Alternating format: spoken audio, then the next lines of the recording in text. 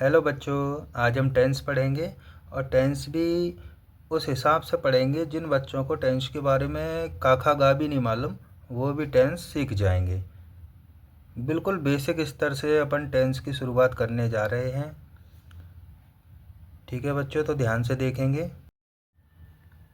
बच्चों, सबसे पहले अपन टेंस का मतलब समझते हैं कि टेंस का मतलब होता है काल या समय। काल या समय तो सभी जानते हैं। ये टेंस हमारे 3 प्रकार के होते हैं: प्रेजेंट टेंस, पास्ट टेंस और फ्यूचर टेंस। ठीक है बच्चों, यहाँ तक क्लियर। प्रेजेंट टेंस का मतलब होता है वर्तमान काल, पास्ट टेंस का मतलब होता है भूतकाल और फ्यूचर टेंस का मतलब होता है बच्चों भविष्य काल। यहाँ तक क्लियर हो गया बच्चों। अब टेंस में जब बनाते हैं तो हमें 2-3 चीज़ों की ज़रूरत पड़ती है, उनके बारे में पता होना चाहिए। वो 2-3 चीज़ें कौन सी होती हैं? एक कर्ता होता है टेंस के अंदर, एक सहायक क्रिया होती है टेंस के अंदर,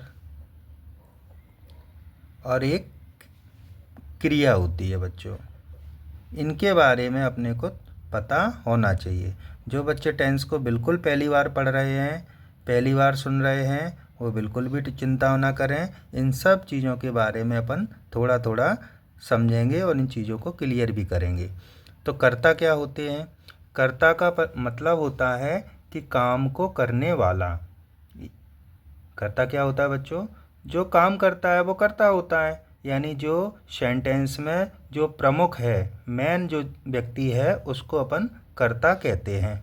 जैसे एग्जाम्पल से समझते हैं बच्चों। कर्ता के बारे में हमने आपको एक लाइन में परिभाषा बताई कि काम को करने वाला ही कर्ता कहलाता है।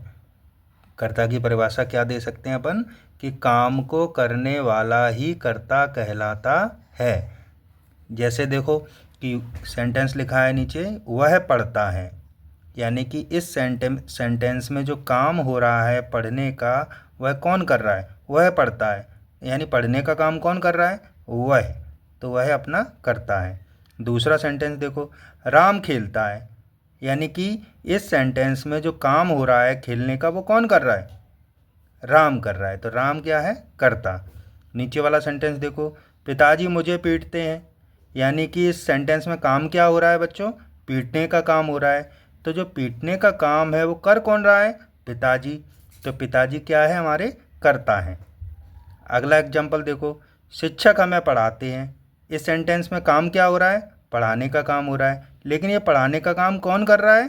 शिक्षक कर रहे हैं। तो शिक्षक हमारा कर्ता हुआ।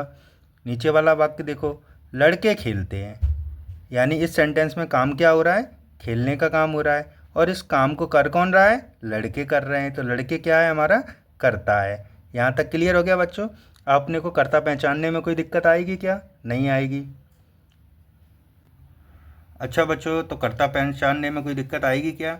मुझे नहीं लगता कोई दिक्कत आएगी। एक बार पुनः समझ लो कि कर्ता की परिभाषा एक लाइन में क्या समझी कि काम को करने वाला ही कर्ता कहलाता है। क्लियर हो गया बच्चों? यानी कि हमें कर्ता पहचानना आ गया। अब बात करते हैं कि कर्ता भी कितने प्रकार के हो सकते हैं। तो कर्ता अपने 2 प्रकार के अपन समझेंगे। कितने प्रकार के बच्चों? 2 प्रकार के कर्ता समझेंगे। तो इसको यहाँ पे लिख लेते हैं नीचे, कर्ता। कर्ता भी कितने प्रकार के अपन पढ़ेंगे? 2 प्रकार के। एक वचन कर्ता, जिसको सिंगुलर सब्जेक्ट बोलते हैं इंग्लिश में। दूसरा बहुवचन कर्ता, प्लूरल सब्जेक्ट बोलते हैं। ठीक है बच्चों? सिंगुलर सब्जेक्ट में हमने रखा है ही माने वह है, सी माने वह है, इट माने यह, या फिर नेम, किसी का नेम हो, या फिर बॉय गर्ल, इस तरीके से लिखा हो, तो वो हमारा एक वचन कर्ता होता है। बहुवचन कर्ता में दे का मतलब वे होता है, बी का मतलब हम होता है, या फिर प्लूरल फॉर्म लिखी हो, बॉय का बॉयज़, गर्ल का गर्ल्स, बुक का बुक्स, इस तरीके से लिखा हो, तो एक वचन और बहुवचन कर्ता भी अपन पहचान लेंगे।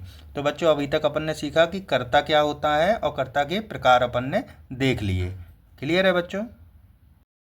अपन सहायक क्रिया के बारे में थोड़ा सा देख लेते हैं। सहायक क्रिया बच्चों सब्जेक्ट के हिसाब से चेंज होती रहती है और टेंस के हिसाब से चेंज होती रहती है। यानी कि एक वचन के लिए अलग सहायक क्रिया का इस्तेमाल करते हैं और बहुवचन के लिए अलग सहायक क्रिया का इस्तेमाल करते हैं। और टेंस के हिसाब से सहायक क्रियाएं बदल जाती हैं। जैसे मान लो प्रेजेंट टेंस है तो सहायक क्रिया इज, आर, एम का यूज करेंगे। पास्ट टेंस है तो वॉज, वर का यूज करेंगे। यानी हर टेंस की अलग अलग सहायक क्रियाएं होती हैं और सहायक क्रिया का इस्तेमाल कर्ता के हिसाब से करते हैं। यदि एक वचन का कर्ता है तो अलग सहायक क्रिया का यूज करेंगे और बहुवचन का कर्ता है तो अलग सहायक क्रिया का यूज करेंगे बच्चों। ठीक है बच्चों। अब बात करेंगे बच्चों क्रिया क्या होती है। तो क्रिया यानी कि जिन शब्दों से किसी कार्य का करना या होना पता चले वे शब्द क्रिया कहलाते हैं। समझ में आई भाषा? फिर से सुनो कि जिन शब्दों से किसी कार्य का करना या होना पता चले वे शब्द क्रिया कहलाते हैं। जैसे बच्चों एग्जाम्पल देखो कि वह पढ़ता है, यानी कि इस वाक्य में काम क्या हो रहा है? पढ़ने का काम हो रहा है। तो यानी इस शब्द से हमें क्या पता चल रहा है कि कोई काम हो रहा है, इसका मतलब है पढ़ना क्रिया है। दूसरा वाक्य देखो बच्चों कि राम खेलता है, यानी कि इस वाक्य में काम क्या हो रहा है? खेलने का काम हो रहा है, तो खेलना क्या है? हमारा क्रिया। तीसरा देखो पिताजी मुझे पीटते हैं, यानी इस वाक्य में क्या काम हो रहा है? पीटने का काम हो रहा है, यानी पीटना क्या है? क्रिया। क्लियर हो रहा है बच्चों? नीचे वाला देखो शिक्षक हमें पढ़ाते हैं, यानी क्या काम हो रहा है? पढ़ाने का काम हो रहा है, यानी पढ़ाना क्या है? क्रिया है बच्चों। नीचे वाला भी देख लो लड़के खेलते हैं, तो क्या काम हो रहा है? खेलने का काम हो रहा है, तो खेलना क्या है बच्चों? क्रिया है। क्लियर हो गया? यानी कि आज अपन ने क्या क्या सीखा? आज अपन ने सीखा कि कर्ता क्या होते हैं, सहायक क्रिया क्या होती है और क्रिया क्या होती है। इन तीन चीज़ों के बारे में अपन ने सीखा। आज सीखा बच्चों। अभी आपके टेंस की नींव तैयार कर रहे हैं बच्चों। तो टेंस में इन तीन चीज़ों की विशेष आवश्यकता पड़ती है, तो तीनों के बारे में अपन ने सीख लिया। कर्ता क्या होते हैं, यानी कि एक बार रिवीजन कर लेते हैं थोड़ा सा कि कर्ता यानी कि काम को करने वाला ही कर्ता कहलाता है। क्लियर बच्चों? सहायक क्रिया अपन ने देख ही ली। सहायक क्रिया टेंस के हिसाब से और कर्ता के हिसाब से बदलती रहती है। क्रिया के बारे में अभी देख ही लिया, जिन शब्दों से किसी कार्य का करना या होना पता चले वे शब्द क्रिया कहलाते हैं। क्लियर हो गया बच्चों यहाँ तक? आज हम बिल्कुल सरल सरल वाक्य सीखेंगे। सिंपल प्रेजेंट टेंस के बारे में बात करेंगे बच्चों। तो सिंपल प्रेजेंट टेंस में हेल्पिंग वर्ब यानी सहायक क्रियाएं कौन कौन सी होती हैं? तो सिंपल प्रेजेंट टेंस में बच्चों तीन सहायक क्रियाएं होती हैं। एक होती है इज, एक होती है आर, एक होती है एम। इज का इस्तेमाल करते हैं जब हमारा कर्ता एक वचन होता है। कैसा बच्चों? एक वचन।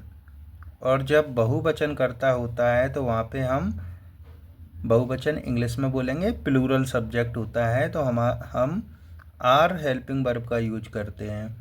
और जब हमारा कर्ता आई होता है, आई का मतलब मैं, जब मैं कर्ता होता है यानी कि आई कर्ता होता है तो हेल्पिंग वर्ब एम का यूज करते हैं। सिंपल प्रेजेंट टेंस सीखेंगे बच्चों। छोटे छोटे वाक्यों से अपन टेंस में आगे बढ़ेंगे।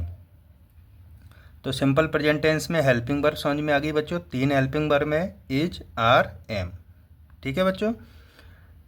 यहाँ पे हमने ऊपर लिख भी दिया है कि यदि ही हो, सी हो, इट हो या नेम हो, किसी का नाम हो, तो वहाँ पे अपन कौन सी हेल्पिंग वर्ब लिखेंगे बच्चों? इज। और यदि हमारा कर्ता यू हो, दे हो, बी हो या फिर एक से ज़्यादा नाम हो, दो नाम हो, तीन नाम हो, एक से ज़्यादा नाम है, तो वहाँ पे अपन कौन सी सहायक क्रिया लिखेंगे बच्चों? आर। और यदि सब्जेक्ट देखो यहाँ पे लिख दिया है कि आई के साथ एम, यानी आई करता है तो सहायक क्रिया कौन सी लिखेंगे? एम। यहाँ तक समझ में आया बच्चों? अब एग्जाम्पल देखो, वह मेरा भाई है, तो क्या लिखा? He is my brother. ही एक वचन करता है तो ही के लिए कौन सी सहायक क्रिया लगाई अपन ने? इज। इज भी एक वचन के साथ लगती है बच्चों। और अपन ने लिख दिया मेरा की माई, भाई की brother, he is my brother. दूसरा देखो बच्चों, वह घर में है, वह यानी कि वह की स्पेलिंग ही, और ही एक वचन है तो एक वचन की सहायक क्रिया इज आ गई। मे के लिए इन द होम, होम माने घर। क्लियर है बच्चों? तीसरा देखो, तुम छत पर हो, तो तुम की स्पेलिंग होती है यू, और यू के लिए अपन कौन सी सहायक क्रिया लगाते हैं, देखो यहाँ पे आर, तो you are on the roof, roof माने छत।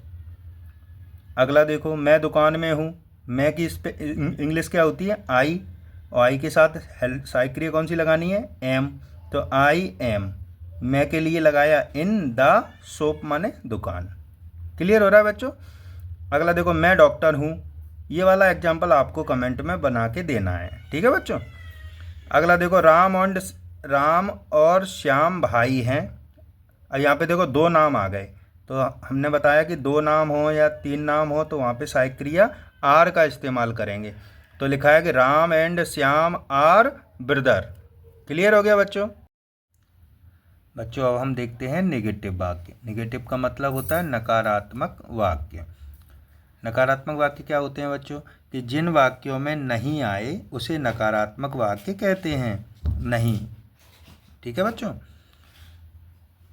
तो अपन बनाते कैसे हैं कि नेगेटिव वाक्य में जब बनाते हैं तो जो अपन सहायक क्रिया लिखते हैं एज, आर, एम, उसके बाद अपन नॉट जोड़ देते हैं, is not, are not, am not.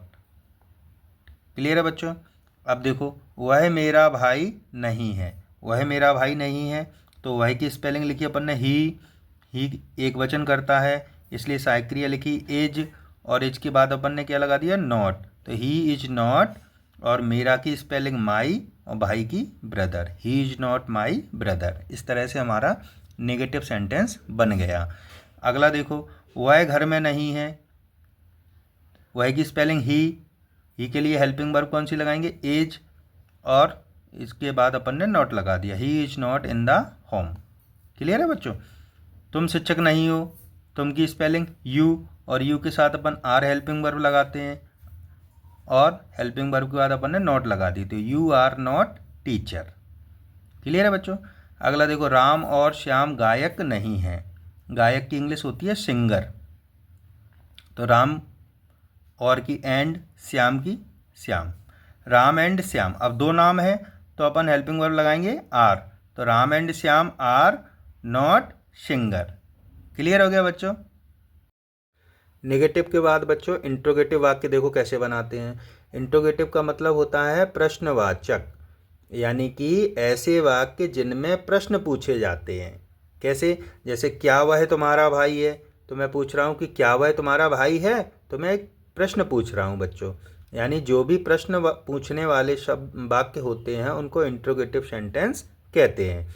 तो इनको बनाते कैसे हैं, तो इंट्रोगेटिव बनाने के लिए क्या करते हैं कि कर्ता से पहले सहायक क्रिया लिखी जाती है, यानी जो इज, आर, एम सहायक क्रिया अभी अपन कर्ता के बाद लिख रहे थे बच्चों, इनको अब कर्ता के पहले लिखना है।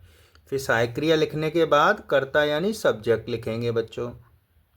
ये अंतर आ जाता है इंट्रोगेटिव में। जैसे सहायक क्रिया पहले लिखेंगे आर, उसके बाद कर्ता लिखेंगे। एग्जाम्पल के द्वारा समझते हैं। जैसे लिखा है, क्या वह तुम्हारा भाई है। समझ गए बच्चों। क्या की स्पेलिंग नहीं बनाएंगे, क्या की व्हाट नहीं बनाएंगे बच्चों। क्या वह तुम्हारा भाई है यानी इंट्रोगेटिव सेंटेंस है, तो अपन हेल्पिंग वर्ब से शुरुआत करेंगे, जो सहायक क्रिया है उसको पहले लिखेंगे।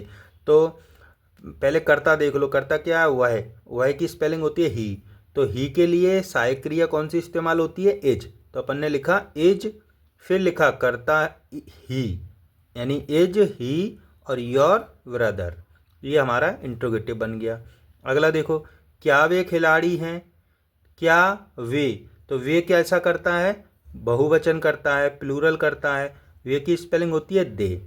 अब दे प्लूरल है यानी कि बहुवचन है, तो हमने कौन सी सहायक क्रिया लिखी, आर, तो आर दे, और खिलाड़ी मतलब प्लेयर्स, तो आर दे प्लेयर्स। इस तरीके से हमारा ये बन गया बच्चों। अगला है बच्चों, क्या तुम ईमानदार हो। ये देखो, क्या तुम ईमानदार हो, तो करता क्या है, तुम होता है बहुवचन, यू के लिए अपन कौन सी हेल्पिंग वर्ब यूज करते हैं, आर, तो हमने लिखा आर यू, ईमानदार को बोलते हैं honest, are you honest. Clear है बच्चों। अगला एग्जाम्पल है, क्या वे तुम्हारे चाचा जी हैं। तो इसको आप बच्चों बनाएंगे, कमेंट में बताएंगे कि इसकी इंग्लिश क्या बनेगी। क्लियर है बच्चों। तो आज अपन ने सीखा एक बार रिकैप करते हैं क्या क्या सीखा। सबसे पहले अपन ने टेंस सीखा। टेंस का मतलब होता है काल या समय। टेंस के प्रकार सीखे, 3 प्रकार के, प्रेजेंट टेंस, पास्ट टेंस और फ्यूचर टेंस। ठीक है बच्चों। फिर टेंस बनाने से पहले कर्ता, सहायक क्रिया और क्रिया को अपन ने जाना कि होते क्या हैं। ठीक है बच्चों। और उसके बाद अपन ने सीखा प्रेजेंट सिंपल प्रेजेंट टेंस को बनाना सीखा। सिंपल प्रेजेंट टेंस के अंदर अपन ने अफर्मेटिव वाक्य सीखे, नेगेटिव वाक्य सीखे और इंट्रोगेटिव वाक्य सीखे। ठीक है बच्चों। अब नेक्स्ट वीडियो में पास्ट के बारे में पढ़ेंगे, सिंपल पास्ट टेंस सीखेंगे इसके नेक्स्ट वीडियो में। ठीक है बच्चों।